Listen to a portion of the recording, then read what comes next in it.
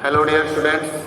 So, yesterday we have studied about the adaptation topic. We have started the adaptation topic, and now we are going to study the polar region animals, how they adapt in the polar region, how they adapt in a very extreme cold condition. ठीक ना, कि दो reason का हम लोग को पढ़ना है आपके सिलेबस के अकॉर्डिंग, कि एक तो ट्रॉपिकल रेन फॉरेस्ट और दूसरा पोलर रीजन।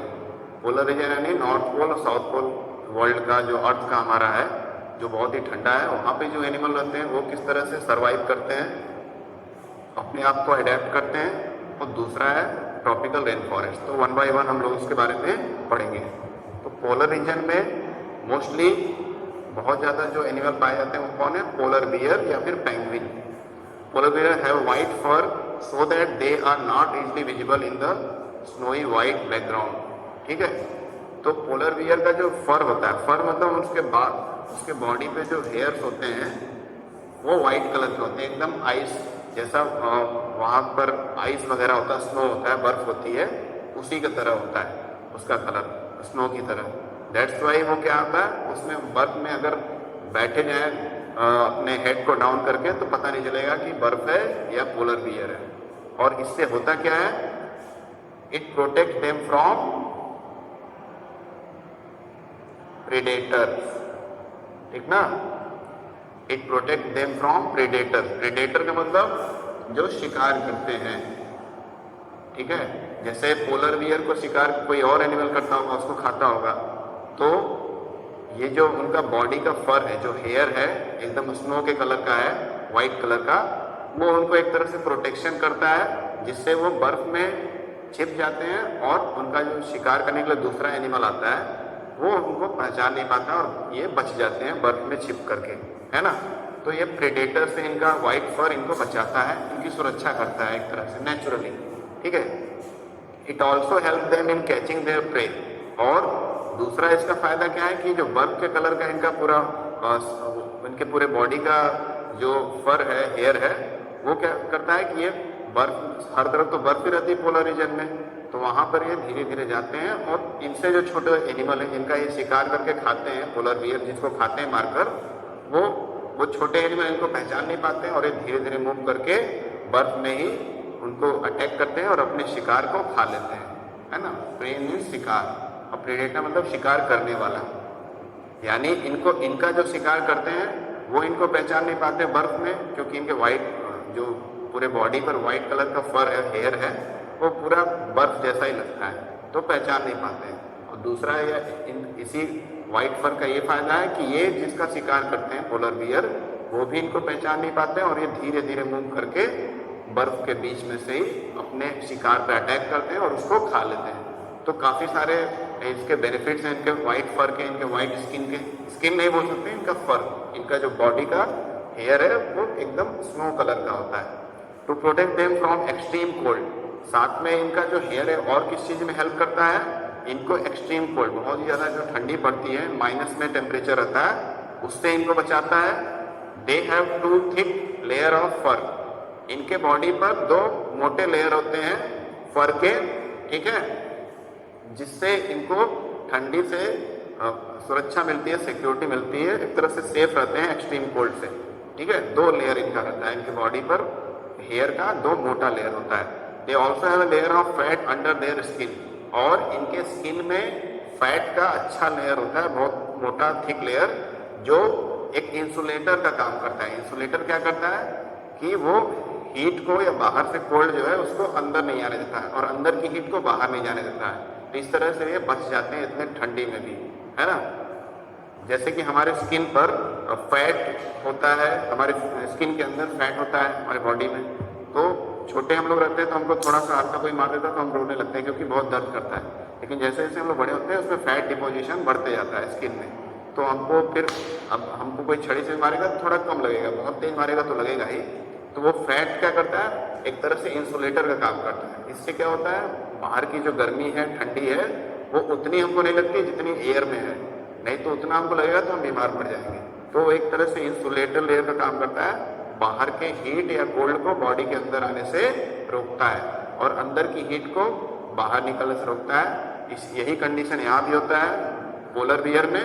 उनके बॉडी का टेम्परेचर जो रहता है नॉर्मल वही रहेगा, बॉडी गर्म रहती है अंदर से और वो हीट बाहर नहीं निकलता है क्योंकि फैट का लेयर है उनके स्किन में, अंदर फैट है काफ़ी सारा और उसके ऊपर 2 लेयर है इनके वाइट हेयर का, स्नो कलर के हेयर का, जो क्या करता है इनको एक्सट्रीम कोल्ड से बचने में हेल्प करता है। ठीक, in fact they are so well insulated. वही इंसुलेटर का मैं बात कर रहा था कि जो फैट है एक तरह से इंसुलेशन का काम करता है। फैट और उनका हेयर जो है इंसुलेशन लेयर का काम करता है। They have to move slowly and rest often to avoid getting overheated. और इतना ये अंदर से इतने ज़्यादा गर्म होते हैं कि इनको बहुत धीरे धीरे चलना रहता है पोलर बियर को, क्योंकि बहुत तेज चलेंगे तो इनके बॉडी का टेम्परेचर और बढ़ जाएगा, क्योंकि इतना ज़्यादा मोटा लेयर इनका फैट का होता है इनके स्किन में, ऊपर से 2 लेयर इनका हेयर का रहता है। और ये नेचर ने इनको ऐसा बनाया ताकि ये इस एक्सट्रीम ठंडे कंडीशन में, कोल्ड कंडीशन में जी पाए, रह पाए, है ना। तो इसीलिए और इनका टेम्परेचर अंदर से ना बढ़ जाए, इसलिए इनका जो मूवमेंट आप देखेंगे बहुत स्लोली होता है, बहुत तेज़ी से नहीं चलते हैं और अधिकतर ये रेस्ट करते हैं, often rest to avoid getting overheated. ज़्यादा गर्मी इनके अंदर ना प्रोड्यूस हो जाए, इसलिए ये स्लोली चलते हैं। और साथ में क्या होता है कि ये रेस्ट अधिकतर करते हैं, अधिकतर समय ये बैठे रहते हैं या ज़्यादा मूवमेंट नहीं करते हैं। फिर आता है, आगे बढ़ते हैं, physical activity on warm day necessitate cooling, so the polar bear goes for swimming। जो फिजिकल एक्टिविटी क्या क्या करते हैं पोलर बियर कि कोई गर्म दिन है, मान लीजिए थोड़ा टेम्परेचर काफ़ी कम हो गया, मतलब टेम्परेचर तो माइनस से ऊपर जाता ही नहीं है लेकिन माइनस में कम हो जाता है, तो यानी कि थोड़ा सा गर्म दिन उसको बोल सकते हैं। उन दिनों में क्या होता है, नेसेसिटेट कूलिंग, तो उस समय थोड़ा सा फिजिकल एक्टिविटी वो करते हैं, जिसकी वजह से जब बाहर का टेम्परेचर कम होता है तो थोड़ा सा फिजिकल एक्सरसाइज करते हैं तो उनको बॉडी को थोड़ा सा कूलिंग मिलता है। ठीक है, क्योंकि वो एक्सट्रीम कोल्ड में रहने के लिए बने हैं, तो थोड़ा सा भी टेम्परेचर अगर बढ़ जाता है तो उस कंडीशन में थोड़ा फिजिकल एक्टिविटी करते हैं, तो जिससे इनको राहत मिलता है, इनको आराम मिलता है। So the polar bear goes for swimming, तो उस समय टेम्परेचर जब बढ़ जाता है तब वो स्विमिंग के लिए रिवर्स में जो भी ग्लेशियर के पानी है पिघला हुआ उसमें जाकर स्विम करते हैं। ठीक ना, it is a good swimmer. ये पोलर बियर काफ़ी अच्छे स्विमर होते हैं, बहुत तेज़ी से स्विम करते हैं। It paws are wide and large, इनके पंजे जो होते हैं पैर वो काफ़ी चौड़े होते हैं, वाइड चौड़े और बड़े होते हैं, जिससे वो क्या करते हैं, स्विम करने में उसको हेल्प मिलता है, ईजिली वो स्विम कर पाते हैं, तैर पाते हैं। Which help it not only to swim well but also walk with the ease in the snow. इनके चौड़े जो पैर हैं और काफ़ी बड़े पैर हैं, इनसे क्या होता है, इजीली या तो स्विम कर पाते हैं, तैर लेते हैं और साथ में ये इजीली बर्फ पे चल भी पाते हैं। तो ये 2 एडवांटेज इसके हो गए। ऐसे बहुत सारे इसके एडवांटेज हैं जिसकी हेल्प से ये सर्वाइव कर पाता है। ये सारी इसकी प्रॉपर्टीज हैं which make this polar bear survive in this extreme cold condition. While swimming underwater, it can close its nostril and can remain underwater for longer duration। और जब ये पानी के अंदर स्विम करता है पोलर बियर तो अपने नॉस्ट्रिल, जो नाक के छेद होते हैं उसको नॉस्ट्रिल्स बोलते हैं, उसको वो बंद कर सकता है काफ़ी देर तक, लंबे समय तक, और उसके पानी के अंदर रह सकता है। तो ये भी इसका एक एडेप्टेशन है, इसका एक फीचर है जो इसको एक यूनिक बनाता है पोलर रीजन में सर्वाइव होने के लिए। It has a strong sense of smell so that it can catch its prey for food. और इसका सेंस, स्मेलिंग सेंस बहुत ज़्यादा होता है, इसकी वजह से ये दूर से ही अपने शिकार को स्मेल कर लेता है और कैच कर लेता है, मतलब पकड़ लेता है अपने शिकार को फूड के लिए, जिसको मार कर ये खाता है। ठीक है, तो इसका स्मेलिंग सेंस भी बहुत ज़्यादा है। We can understand the adaptation of polar bear with the help of the flow chart shown in figure 7.3। तो ओवरऑल तो हम लोग समझ लिए हैं कि क्या क्या फीचर्स हैं, क्या क्या इसकी एडेप्टिव क्वालिटीज़ हैं जिसकी वजह से पोलर बियर पोलर रीजन में सर्वाइव कर पाता है। तो उसको फ्लो चार्ट से नीचे दिखाया गया, उसको आइए हम लोग समझते हैं। ये देखिए, ये इसका फ्लो चार्ट है। फ्लो चार्ट में बताया गया है कि पोलर बियर की क्या क्या ओवरऑल इसके बॉडी में क्या क्या फीचर्स हैं, प्रॉपर्टीज़ हैं, जिसकी वजह से ये एक्सट्रीम कोल्ड को झेल पाता है, उसको अडेप्ट कर लिया है। जैसे कि यहाँ से अगर देखा जाए, पहले यहाँ देखते हैं टॉप से, the white fur is not easily visible in the snowy white background. इसका जो वाइट कलर का जो फर होता है, हेयर होता है, डबल लेयर, ये वाइट स्नोई मतलब जहाँ बर्फ, ढेर सारे बर्फ का ढेर लगा है पोलर रीजन में, तो वहाँ ये दिखाई नहीं पड़ता है, तो ये अपने शिकार से बच जाते हैं। और क्या है, it predator and prey are unable to see, जिसका ये शिकार करने चाहते हैं वो भी नहीं देख पाते हैं, और जो इनका शिकार करने आते हैं वो भी नहीं देख पाते हैं। तो दोनों ही कंडीशन में इनको फायदा होता है इनके वाइट फर से। दूसरा, it has a very strong sense of smell, इसका स्मेलिंग सेंस बहुत ज़्यादा है, अभी हम लोग पढ़े थे। इससे क्या होगा कि ये अपने जो प्रे है, अपने शिकार को लोकेट कर पाएगा, कहाँ पर है। लोकेट कर पाना मतलब खोज लेगा, स्मेल करके दूर से ही कि कहाँ पर मेरा शिकार है, और फिर अटैक करके उसको खा लेगा। फिर तीसरा क्या property, it has two thick layer of fur, इसके जो फर हैं, जो हेयर है, वो डबल लेयर है, ठीक है। और इस फर से फायदा क्या है इसको, which keep it warm in cold weather, इससे ये ठंडी दिनों में, सर्दी के दिनों में जब टेम्परेचर काफ़ी लो होता है तो उसको वार्म रखने में मदद करता है, इसके बॉडी को गर्म रखता है। नेक्स्ट प्रॉपर्टी क्या है, it has a layer of fat under its skin, इसके बॉडी में काफ़ी सारा फैट का लेयर है स्किन के अंदर, जो fat insulate its body from cold and keep its warm, जो कोल्ड कंडीशन में इसके बॉडी को गर्म रखता है और बाहर के ठंडी से इसको बचाता है।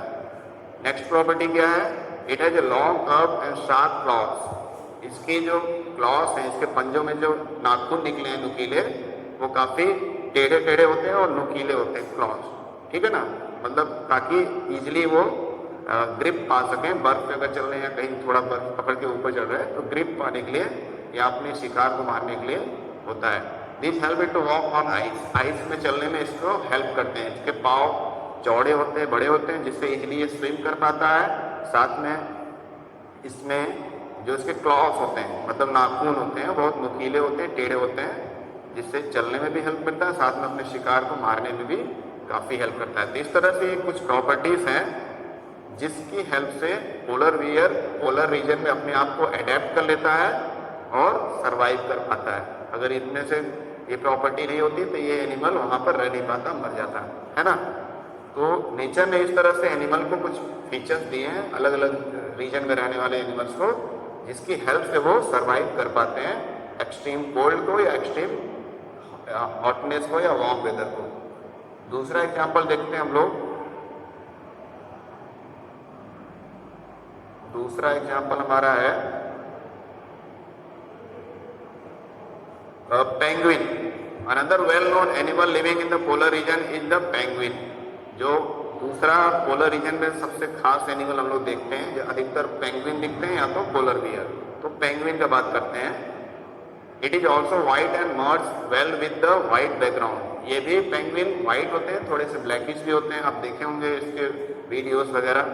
तो ये अधिकतर इनका बॉडी कैसा वाइट होता है, तो वो ये भी वाइट बैकग्राउंड यानी बर्फ में छिप जा सकते हैं, ठीक है। It also has a thick skin, इसके भी स्किन थिक होती है, इसमें भी फैट होता है काफ़ी सारा, and a lot of fat to protect it from cold. और इनके स्किन में फैट पोलर बियर से कहीं ज़्यादा होता है, क्योंकि इनके स्किन के ऊपर फर नहीं होता है, यानी बाल का लेयर नहीं होता है। दैट्स वाई नेचर ने इनके स्किन में ही फैट का अमाउंट ज़्यादा दिया है, इसकी वजह से ये एक्सट्रीम कोल्ड में अपने आप को सुरक्षित रख पाते हैं। You may have seen pictures of penguin huddled together. आप देखते होंगे वीडियोस में या पिक्चर्स में कि जो पेंगुइन होते हैं झुंड में रहते हैं, हडल्ड मतलब एक साथ झुंड में रहते हैं, है ना, ऐसा आप देखे होंगे। तो ऐसा क्यों होता है, this they to keep warm, ये ऐसा इसलिए करते हैं ताकि वो वार्म रहे, अपने आप को गर्म रख सके, इसलिए ग्रुप में रहते हैं, वो एक साथ हडल बना के रहते हैं। Recall how warm you feel when you are in a hall full of people। जैसे एक हॉल है, कोई हॉल है या रूम है, जैसे बहुत सारे लोग हैं, तो आपको कैसा फील होता है, काफ़ी गर्मी महसूस होती होगी, है ना। भले वो सर्दी का दिन हो, जब ज़्यादा ग्रुप ऑफ पीपल रहेंगे तो उनके बॉडी से जो हीट निकलता है, जिससे क्या होता है वहाँ का एटमॉस्फेयर गर्म हो जाता है ना। तो उसी तरह से ये भी एनिमल्स ग्रुप में रहते हैं, और जिससे क्या होता है अपने आप के खुद के बॉडी को वार्म करते हैं, गर्म करते हैं, और ठंडी से बचाव के लिए ये एक बेटर तरीका है इनका, इसलिए हडल में ही अधिकतर पाए जाते हैं। यहाँ पे आप पिक्चर देख रहे हैं पेंगुइन्स का हडल टुगेदर, आप देख रहे हैं काफ़ी झुंड में ढेर सारे हैं पीछे, यहाँ पर भी, और सट के खड़े हुए हैं, जिससे क्या हो कि उनके बॉडी वार्म रहे और कोल्ड से बच जाए।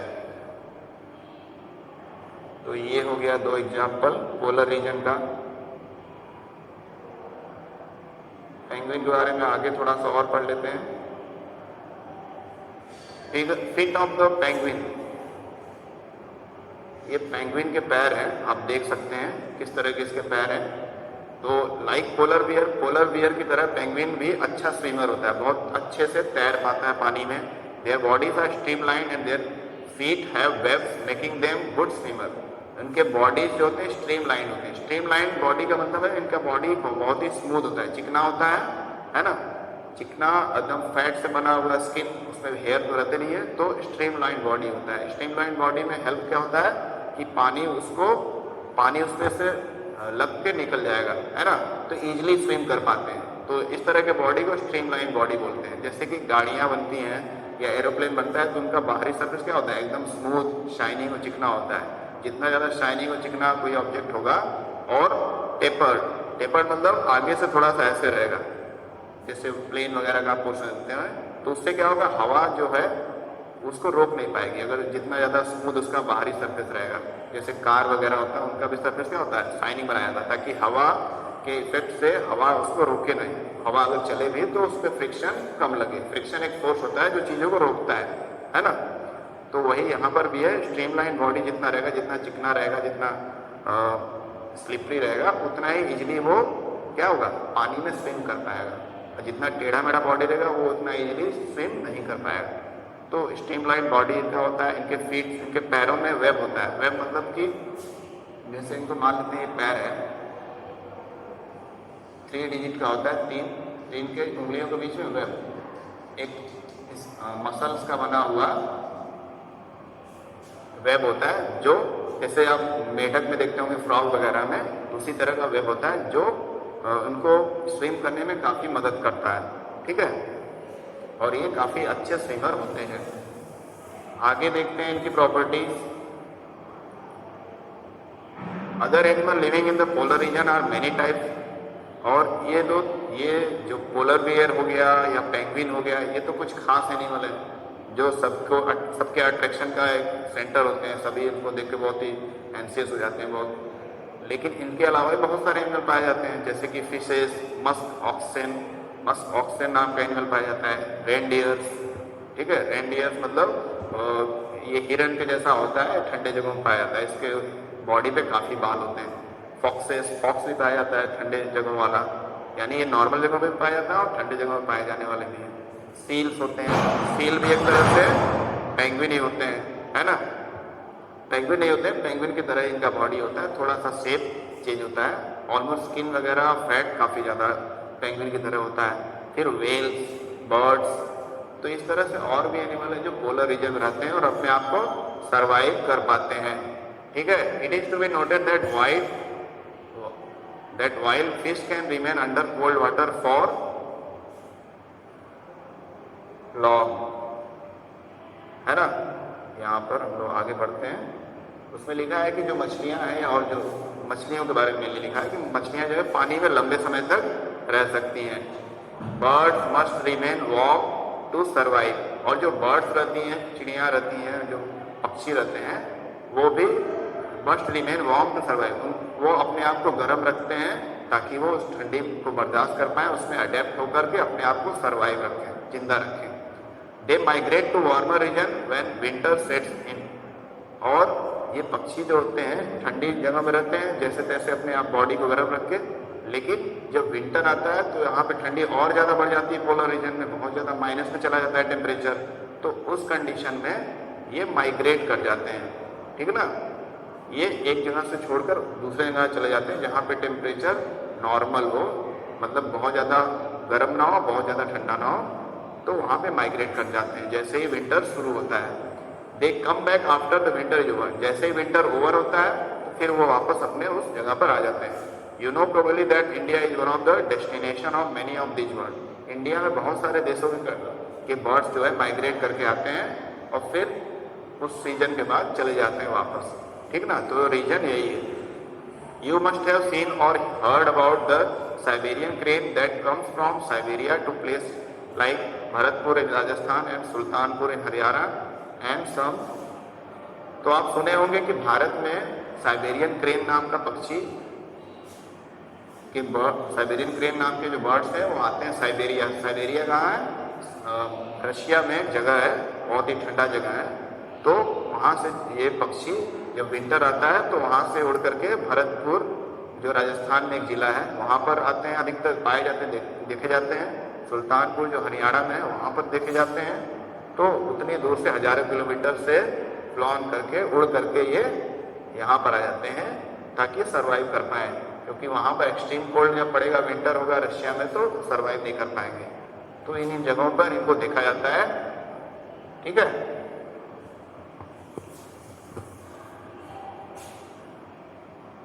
ये देखिए पिक्चर्स भी दिए गए हैं साइबेरियन क्रेन के। ये इस तरह का इनका ऐसा बॉडी होता है, ये फ्लो कर रहे हैं नदियों के पास। तो यहाँ जब ठंडी पड़ती है रशिया में, साइबेरिया में, तो इधर माइग्रेट करके उड़ के चले जाते हैं। और जैसे ही विंटर सीजन वहाँ का खत्म होता है तो वैसे ही वो वापस उड़कर चले जाते हैं। तो इनको माइग्रेटरी बर्ड्स बोला जाता है, यानी घुमंतु, एक जगह से दूसरी जगह जाते आते रहते हैं, depending on the type of temperature and climate there, है ना।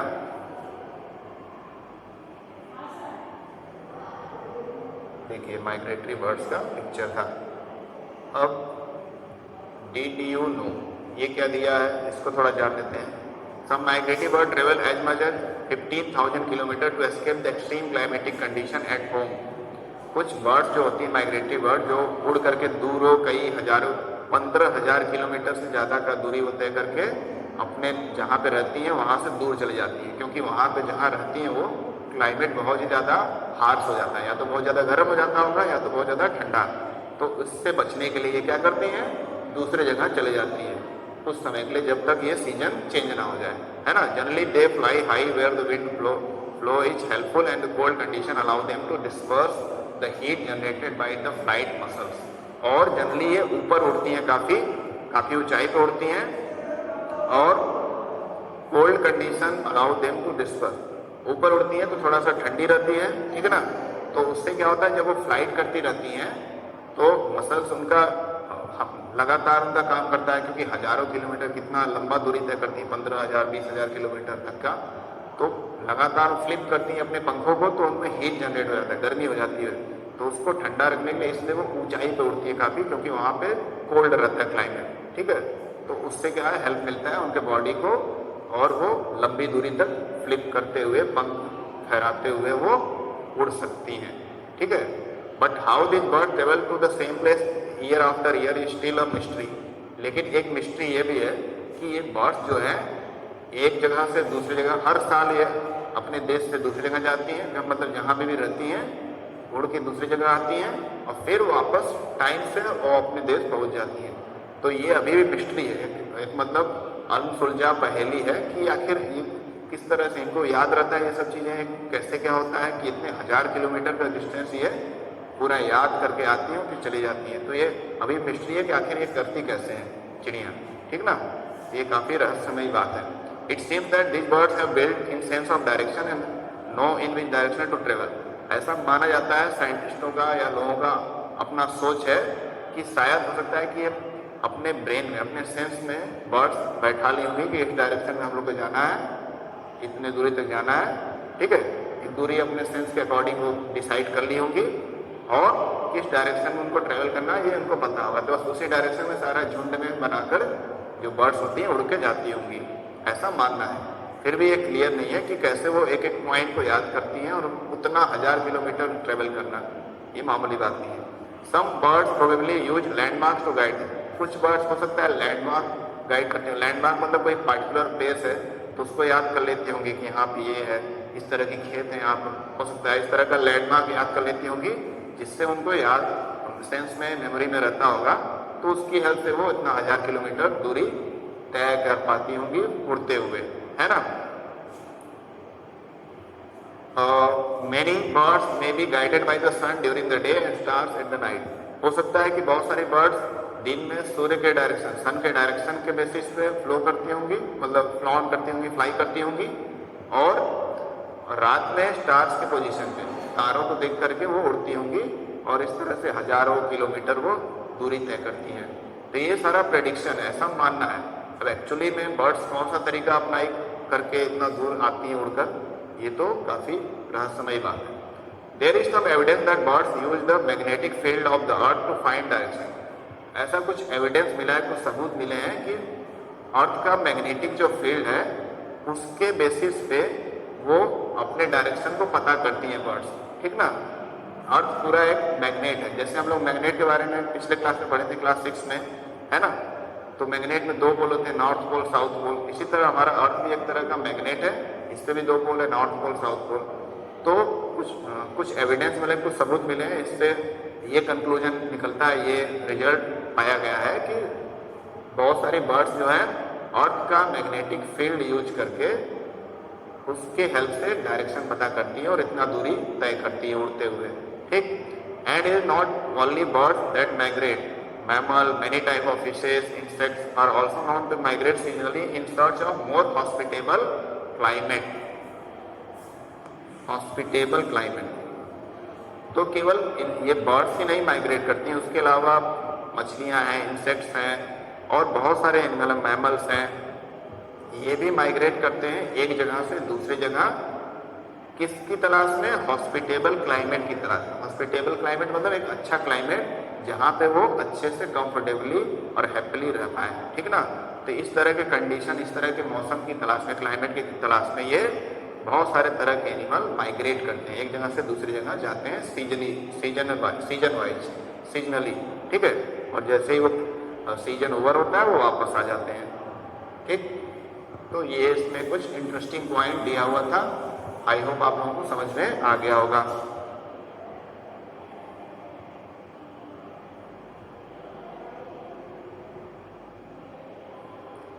तो यहाँ पे दिया हुआ है wetland of north east and some other parts of India.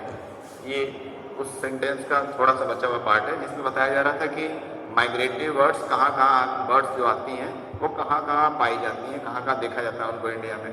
तो राजस्थान में भरतपुर में और सुल्तानपुर हरियाणा में और नॉर्थ ईस्ट में, नॉर्थ ईस्ट मतलब आसाम, मणिपुर, मेघालय, ये जो स्टेट्स हैं 7 स्टेट्स हैं, उधर काफ़ी सारे बर्ड्स को देखा जाता है। वेटलैंड में, वेटलैंड मतलब दलदली क्षेत्र, जहाँ पे मिट्टी ज़्यादा, पानी कम, तो दलदल जैसा जो क्षेत्र रहता है, और वेटलैंड में काफ़ी सारी बर्ड्स देखी जाती हैं जो कई हजारों किलोमीटर दूर से आती हैं, अलग अलग देशों से आती हैं, ठीक ना। तो ये बताया गया है कि कहाँ माइग्रेटरी बर्ड्स को देखा जाता है हर साल। अब आते हैं सेकेंड क्लाइमेटिक कंडीशन, जिसमें बहुत सारे एनिमल हैं, वो कैसे सर्वाइव करते हैं, जो हमारा है ट्रॉपिकल रेन फॉरेस्ट, ठीक है। द ट्रॉपिकल रेन फॉरेस्ट, ये हमारा सेकेंड क्लाइमेटिक कंडीशन है। इसमें हम लोग देखेंगे किस तरह से इसमें रहने वाले जो एनिमल हैं अपने आप को सर्वाइव करते हैं और क्या क्या उनके बॉडी में फीचर्स होते हैं जिसकी वजह से वो अडेप्ट कर पाते हैं इस तरह के सिचुएशन को, इस ट्रॉपिकल रेन फॉरेस्ट के सिचुएशन को, ठीक है। तो ट्रॉपिकल रीजन है generally hot climate because of its location around the equator. जो ट्रॉपिकल ये रेन फॉरेस्ट वाला जो जगह है, रीजन है, ये इक्वेटर के पास है। इक्वेटर मतलब क्या होता है, हमारा जो अर्थ है, अर्थ का सबसे मिडिल हिस्सा, अर्थ का जो ग्लोब है उसका सबसे मिडिल लाइन जो पास होता है, जो अर्थ को हाफ में डिवाइड करता है, हाफ हाफ में, तो इसको क्या बोलते हैं, equator. Middle portion of the earth by which earth can be divided into 2 half, तो उसको इक्वेटर बोलते हैं, ठीक। तो इक्वेटर के पास जो है सनलाइट काफ़ी ज़्यादा मात्रा में ज़्यादा पहुँचता है साल भर, इसलिए जो रीजन होता है अर्थ का इक्वेटर के पास का रीजन ये गर्म होता है, ठीक ना। यहाँ पे सफिशिएंट सनलाइट पहुँचता है और इसलिए यहाँ का क्लाइमेट तो हॉट है, ठीक है ना, यहाँ क्योंकि सनलाइट ज़्यादा पड़ता है। और even in the coldest month the temperature is generally higher than about 15 degree Celsius. और जब कोल्डेस्ट मंथ मतलब बहुत ज़्यादा ठंडी पड़ने वाला जब समय हो तब भी यहाँ पे टेम्परेचर 15 डिग्री सेल्सियस ही रहता है या उससे ऊपर, उससे नीचे नहीं जाता है, यानी यहाँ पे ठंडी बहुत ज़्यादा नहीं पड़ती है, यानी ओवरऑल इसका क्लाइमेट हॉट है, कोल्ड नहीं। During hot summer the temperature में क्रॉस 40 डिग्री सेल्सियस, और हॉट समर में गर्मी के दिनों में यहाँ पे टेम्परेचर 40 डिग्री सेल्सियस से भी ऊपर चला जाता है। Days and the night are almost equal in length throughout the year. चूँकि ये इक्वेट जो अर्थ का मिडिल पोर्शन है ना, तो यहाँ पे सनलाइट जो पड़ता है इक्वली पड़ता है सफिशिएंट अमाउंट में, इसलिए यहाँ पे दिन और रात लगभग एकदम इक्वल होते हैं। 12-12 घंटे कर सकते हैं हम लोग। अगर 24 घंटे का एक दिन होता है उसमें 12 आवर्स का डे होगा, 12 आवर्स का नाइट होगा। ठीक, तो इसी जोन के आसपास जो कुछ कंट्रीज हैं उसमें ये ट्रॉपिकल रेन फॉरेस्ट पाया जाता है। तो उसी की बात यहाँ बताई जा रही है कि 40 डिग्री सेल्सियस टेम्परेचर होता है एवरेज गर्मी के दिनों में, और उससे ज़्यादा भी हो सकता है, और जाड़े के दिनों में 15 डिग्री मिनिमम रहता है, उससे कम नहीं जाता है। ठीक है, this region get plenty of rainfall, और यहाँ पे बारिश भी सफिशिएंट होती है, काफ़ी सारा बारिश होती है, बहुत ज़्यादा बारिश होती है। An important feature of this region is the tropical rain forest. Important feature of this is tropical rain forest, और सबसे इम्पॉर्टेंट फीचर इस जगह का है कि ये ट्रॉपिकल रेन फॉरेस्ट है। Tropical rain forest are found in western Ghats,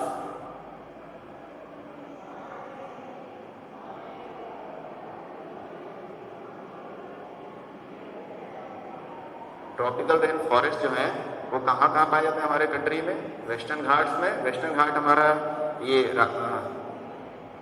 हमारा महाराष्ट्र से लेकर के यहाँ गोवा और उसके नीचे केरला, ये सब जो स्टेट्स हैं उसमें पाया जाता है। वहाँ पे काफ़ी सारे जो जंगल हैं वो उनको हम लोग वेस्टर्न घाट्स की कैटेगरी में रखते हैं। और भी अलग अलग जगह पर भी है, आप इंडियन मैप पे देख सकते हैं।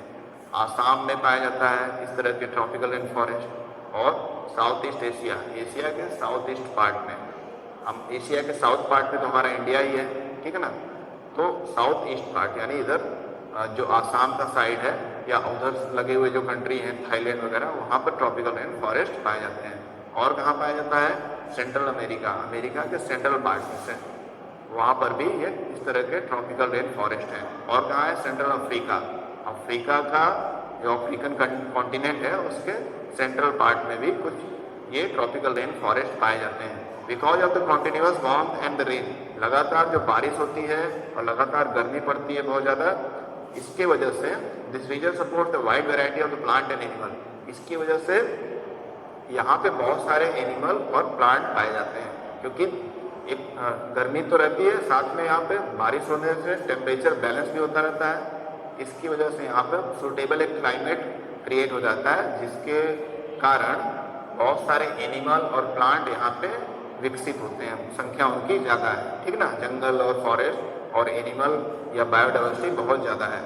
ठीक, the major type of animal living in the rain forest, the major type of animal living in the rainforest are monkeys, apes, gorillas, tigers, elephant, leopards, lizards, snakes, birds and insects। यहाँ पे जो अगर majorly देखा जाए, मतलब बड़े level पर देखा जाए, तो मेन कुछ एनिमल का नाम लिखा है यहाँ पर, तो कौन कौन से पाए जाते हैं?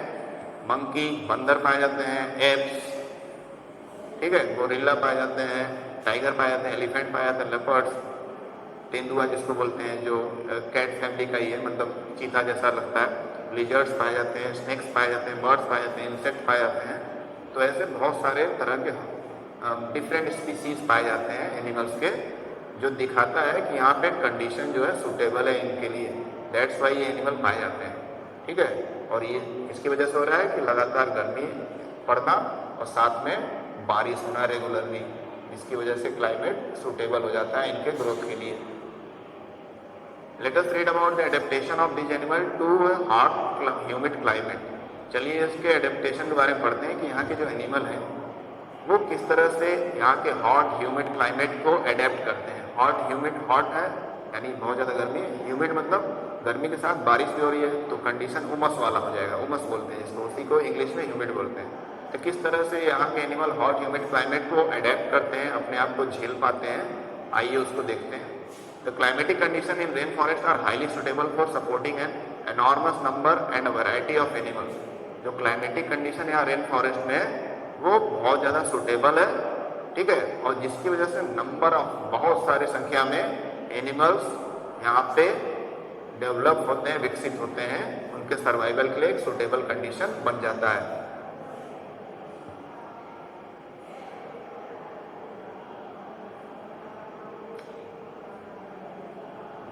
Since the number are large, there is intense competition for food and shelter. क्योंकि यहाँ पे बहुत ज़्यादा नंबर है एनिमल्स प्लांट का, तो उनके बीच में कंपटीशन ज़्यादा होता है, एनिमल्स के बीच में मेनली फूड के लिए, ठीक है। तो कंपटीशन का मतलब कि आइए समझते हैं। कंपटीशन का मतलब कि जब ज़्यादा संख्या हो जाए, जैसे कि इंसानों की संख्या बढ़ गई है और अनाज उगाने वाले किसान दुकान में अनाज कम हो रहा है, तो फिर क्या होगा, एक दूसरे को मारना। तो उसी तरह से कंपटीशन यहाँ भी हो रहा है कि एनिमल की संख्या बहुत ज़्यादा है, तो जो अवेलेबल फूड है फॉरेस्ट में, उसके लिए बहुत ज़्यादा कंपटीशन होता है एक दूसरे के बीच में। जैसे many animals are adapted to living on the trees. बहुत सारे एनिमल जो जंगल में है, ट्री पे अडेप्टेड है रहने के लिए, जैसे कि मंकी या बंदर की प्रजाति जो अलग अलग है, गोरिल्ला या और सब, ये क्या पेड़ों पे रहते हैं, पेड़ों पे रहने के लिए अडेप्ट हो गए हैं। Red eyed frog, red eyed frog का पिक्चर दिया हुआ है, क्या देख लीजिए, ये रेड आइड फ्रॉग है। ये काफ़ी यूनिक वैरायटी है फ्रॉग का, जो हमारे आसपास इधर नहीं पाया जाता है। तो ये ट्रॉपिकल रेन फॉरेस्ट में पाया जाता है, रेड आइड फ्रॉग। तो इसके बारे में क्या लिखा है देख लेते हैं। Red eyed frog has developed sticky pads on its feet to help it climb trees on which it lives. और रेड आइड फ्रॉग भी पेड़ों पे रहने वाला एक एनिमल है, जो इसके पैर में स्टिकी पैड्स होते हैं। इसके पैर जो है थोड़े से कुशन टाइप के होते हैं, गद्देदार होते हैं और चिपचिपे होते हैं, मतलब स्टिकी होते हैं, जहाँ पे रखेंगे वो चिपक जाएगा। और इस तरह से वो दीवार मतलब पेड़ों पर चढ़कर ऊपर रहते हैं, ठीक। तो ये इनका एक एडेप्टेशन ही है, जिसकी वजह से ये पेड़ों पर रह पाते हैं। अदरवाइज फ्रॉग तो पेड़ों पे इधर के नहीं रहते हैं, ये तो पानी में रहते हैं। To help them live on the trees, monkeys have long tails for grasping branches. और मंकी का क्या एडेप्टेशन है, बंदर जो है वो कैसे पेड़ों पर रह पाते हैं, उनकी बड़ी बड़ी पूंछें हैं जिसको रोल कर लेते हैं, ठीक है, मोड़कर उसको ब्रांचेस को पकड़ सकते हैं। ग्रैस्प मतलब कोई टहनी पर लटक जाते हैं अपने पूंछ को लपेट करके। तो इस तरह से वो अडेप्ट करते हैं और पेड़ों पे रह पाते हैं, टिक पाते हैं। देयर हैंड्स एंड फीट, ये देखिए मंकी का पिक्चर बना हुआ है, ठीक ना। तो इनके बारे में हम लोग पढ़ रहे हैं। और न्यू वर्ल्ड मंकी का पिक्चर बना है, such that they can easily hold on to the branches. तो उनके जो हाथ पैर होते हैं वो इस तरह से बंदरों के रहते हैं कि वो इजीली बहुत आराम से किसी भी पेड़ की शाखा को, ब्रांचेस को अच्छे से पकड़ पाएँ, ग्रैस्प कर लें अपने पैरों से लपेट करके या हाथों से या पूंछ से लपेट करके। तो ये इनकी एक एडेप्टिव क्वालिटी है, जिसकी वजह से ये पेड़ों पे रह पाते हैं। अगर ये क्वालिटी नहीं होती तो पेड़ों पे नहीं रह पाते। एज देयर इज कंपटीशन, ऐसा अभी हम लोग पढ़ रहे थे कि यहाँ पे फूड कम है और एनिमल ज़्यादा है, तो कंपटीशन बहुत ज़्यादा है। Some animal are adapted to get food not easily reachable. तो कुछ एनिमल जो है अडेप्ट कर लेते हैं, यहाँ पे कंपटीशन ज़्यादा है तो यानी कुछ ही एनिमल को मिल पाएगा। तो कुछ एनिमल अपने आप को अडेप्ट करते हैं, अपने आप को ढाल लेते हैं, ताकि वो जो खाना ईजिली अवेलेबल नहीं है, जो ईजिली अवेलेबल खाना नहीं है, उसको भी अपने आप को जैसे तैसे अडेप्ट करके वो पा लेते हैं। तो ये उनकी एक एडेप्टिव क्वालिटी है, ठीक है। जैसे एग्जाम्पल के लिए दिया है कि इतना कंपटीशन के बाद भी कैसे कुछ एनिमल क्या अडेप्ट करते हैं, क्या फीचर अडॉप्ट करते हैं कि वो खाना पा लेते हैं। A striking example is that of the bird toucan. Toucan bird है, ठीक ना। toucan bird क्या करता है, which possesses a long large beak. इसका जो चोंच होता है बहुत बड़ा होता है, beak मतलब चोंच, तो काफी बड़ा होता है। This helps a toucan to reach the fruits on branches which are otherwise too weak to support its weight, ठीक ना। तो toucan bird क्या करता है, इसका फिगर अभी हम लोग नीचे देखेंगे। इसकी बड़ी बड़ी जो चोंच होती है, जिसकी हेल्प से दूर से ही फ्रूट्स को, फलों को ब्रांचेस से तोड़ लेता है, जो काफ़ी हैवी हो जाते हैं फल और बस गिरने वाले रहते हैं। तो उस तरह के फलों को ये खा लेता है, क्योंकि अगर इसके बड़े चोंच नहीं रहते तो वहाँ तक नहीं पहुँच पाता ये बर्ड, ठीक ना।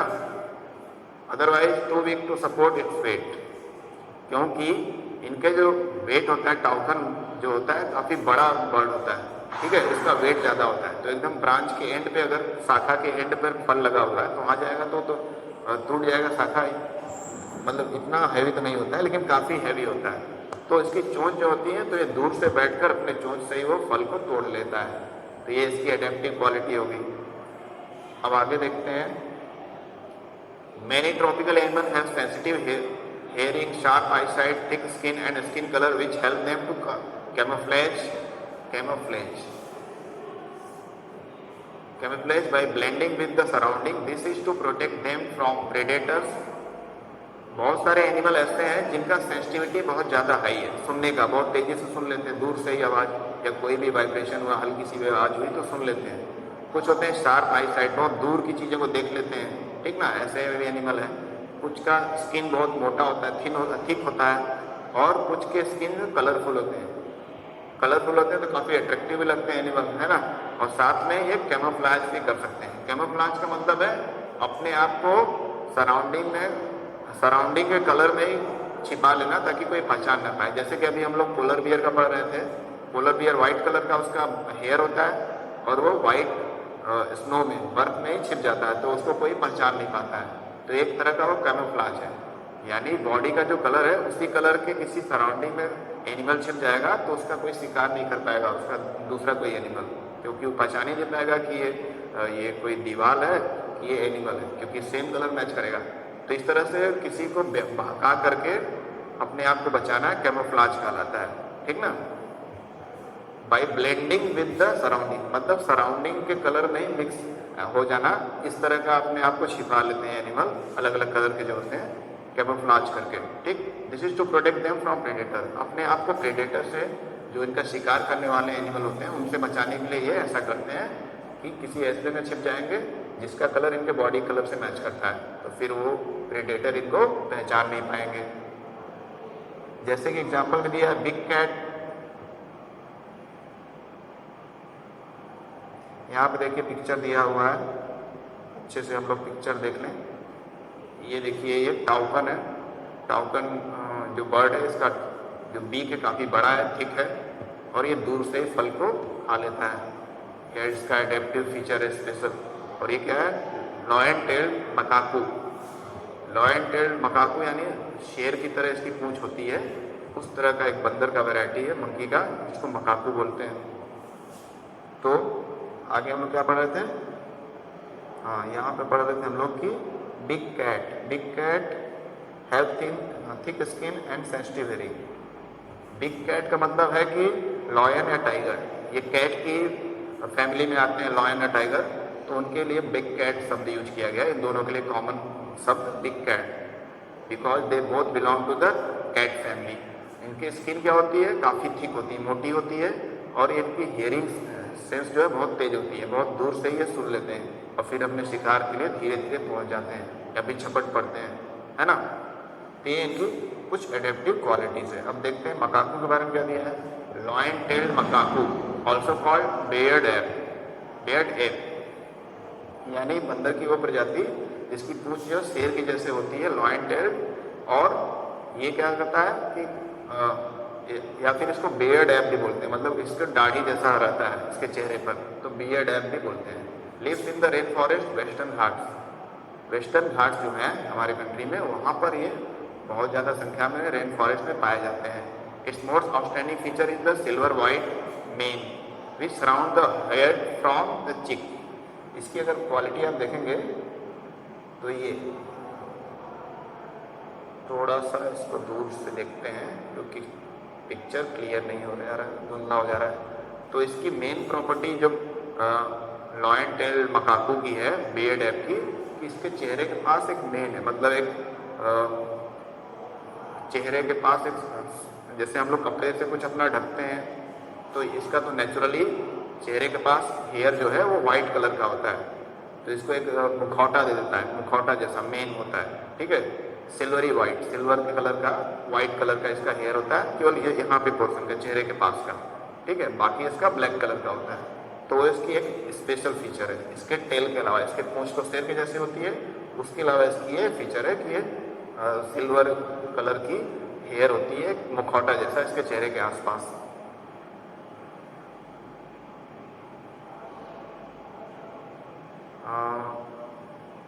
तो यहाँ तक तक इसकी हेयर होती है, पूरा चेहरे लगे चिन तक पूरा मतलब यहाँ तक होती है। It is a good climber, ये अच्छे से चढ़ लेता है पेड़ों पर, क्लाइंबर अच्छा है, चढ़ने में बहुत ही फास्ट है। And spends major part of its life on the tree, और अपने जीवन का अधिकतर टाइम एक किस पे बिताता है, पेड़ पर ही बिताता है, यानी पेड़ पे रहने के लिए अडेप्ट है। It's feeds mainly on fruits, ये मेनली फ्रूट्स ही खाता है। It also Yeats seeds, young leaves, stems, flowers and birds. अगर उसको फ्रूट नहीं मिलेंगे तो क्या खा सकता है, बीज खा सकता है, या फिर हरे हरे पत्ते, यंग लीव्स मतलब नए जो पत्ते निकलते हैं पौधों से, पेड़ों से, वो खाता है। स्टेम भी खा सकता है, फ्लावर भी खाता है, बर्ड्स भी, बर्ड्स मतलब नया जो बर्ड निकल रहा है, जिससे नया शाखा निकलेगा या नया फ्लावर उगेगा, उसको भी खाता है। तो ये लोग पूरी तरह से एक तरह से प्लांट पे डिपेंडेंट है, उसमें खाने के लिए, वहाँ पे रहने के लिए भी वहीं पे रहता है, और उसी के प्लांट के या ट्री के पार्ट्स को खाता है। This beard ape also searches for insect under the bark of the tree. ये बियर्ड एप देख रहे हैं हम लोग कि जब केवल अपने पूरे लाइफ टाइम तो पेड़ पे रहता है, तो करता क्या है ये कि ये पेड़ों की जो छाल होती है, मतलब पेड़ों का स्टेम जो होता है, उस पर एक हार्ड लेयर बन जाता है, तो उसको खोदता रहता है, तोड़ता रहता है अपने नाखूनों से, उसके अंदर इंसेक्ट जो होते हैं उनको निकाल के भी खाता है, ठीक ना। Insect under the bark of the tree, insect को भी खोजता रहता है खोद के। Since it is able to get sufficient food on the tree, it rarely comes down on the ground. चूंकि ये इसको सारा खाना तो पेड़ पे ही मिल जाता है, ट्री पे ही मिल जाता है, इसलिए जमीन पर या ग्राउंड पे बहुत रेयरली, मतलब बहुत मुश्किल से ही आता है, अदरवाइज ये ट्री पे ही रहता है maximum time. Another well known animal of Indian tropical rain forest is the elephant. दूसरा जो बहुत ही कॉमन सा, बहुत फेमस नाम हमारे माइंड में आ रहा है इस ट्रॉपिकल रेन फॉरेस्ट का एनिमल जो है, वो है एलिफेंट, हाथी। ये हाथी का पिक्चर देख रहे हैं आप लोग, एलिफेंट का, है ना, एलिफेंट। ये हमारा प्यारा सा एलिफेंट, इंडियन एलिफेंट। अब इसके बारे में देखते हैं क्या क्या इसकी क्वालिटी है जो ये ट्रॉपिकल रेन फॉरेस्ट में अपने आप को सर्वाइव कर पाता है। It has adapted to the condition of rain forest in many remarkable ways. इसके पास भी बहुत सारी खासियतें, बहुत सारी क्वालिटीज हैं जो इसको ट्रॉपिकल रेन फॉरेस्ट में रहने में मदद करती हैं। लुक एट इट ट्रंक, उसका ट्रंक देखिए। It uses it as a nose because of which it has strong sense of smell. इसका जो सूंड है, सूंड बोलते हैं, लंबी जो हाथी की सूंड बोलते हैं हिंदी में, तो उसका जो ट्रंक देखिए, वो उसमें नॉस्ट्रिल्स होते हैं, आगे देखेंगे तो छेद रहेगा जिससे वो सांस लेता है, तो वो इतना लंबा होता है कि उसकी स्मेल की सेंसिंग जो है बहुत ही हाई होती है, बहुत दूर से चीज़ों को सूंघ लेता है ना, क्योंकि because of the long trunk. The trunk is also use by it for picking up the food. Trunk से क्या करता है, ये फूड को पकड़ता भी है, यानी उससे सूंघता भी है एक तो, और दूसरा उसी से खाना, फूड वगैरह जो भी पेड़ की टहनियाँ तोड़ के खाता है या जो भी खाता है, तो उसको उसी से पकड़ता भी अपने ट्रंक से, यानी सूंड से। Moreover its tusk are modified teeth, और उसके जो टस्क है, बाहरी दांत है, जो दो तरफ निकले होते हैं, उसको टस्क बोलते हैं, ठीक है। हाथी के दांत बाहरी वाले, अंदर वाले नहीं, तो वो मॉडिफाइड टीथ हैं, ठीक है। उनका खाने के लिए कोई यूज नहीं है, खाने के दांत उसके अंदर, माउथ के अंदर ही होते हैं। ये केवल मॉडिफाइड टीथ है बाहर, नेचर ने इसको दिया। अब ये किसने दिया है, this can tear the bark of the tree that elephant loves to eat. अब इस बाहरी दांत का क्या करेंगे, कोई लकड़ी या कुछ तोड़कर उसको खाना है हाथी को, तो वो पकड़ेगा, उसके दांत बाहरी बहुत मजबूत होते हैं, तो उससे वो तोड़ लेगा उसको अपने ट्रंक, सूंड से और दांत में बीच में फंसा कर उसको तोड़ लेगा, फिर अपने मुंह में वो डालेगा और चबाकर खा लेगा, ठीक ना। तो ये यानी हाथी के दांत जो बाहर वाले वो भी काफ़ी यूजफुल हैं। So the elephant is able to handle the competition for food rather well. इस तरह से देखा जाए तो एलिफेंट जो है, जो कंपटीशन है, जो कंपटीशन है ट्रॉपिकल रेन फॉरेस्ट में खाने के लिए, उसमें काफ़ी अच्छी तरीके से ये इस प्रॉब्लम को झेल लेता है और अपने लिए फूड अवेलेबल करा लेता है, क्योंकि इसके पास इतनी क्वालिटीज़ हैं कि ये किसी भी कंडीशन में अपना फूड पा ही लेता है। और देखते हैं इसमें क्या खासियत है। So the elephant is able to handle the competition for food very well, ठीक है।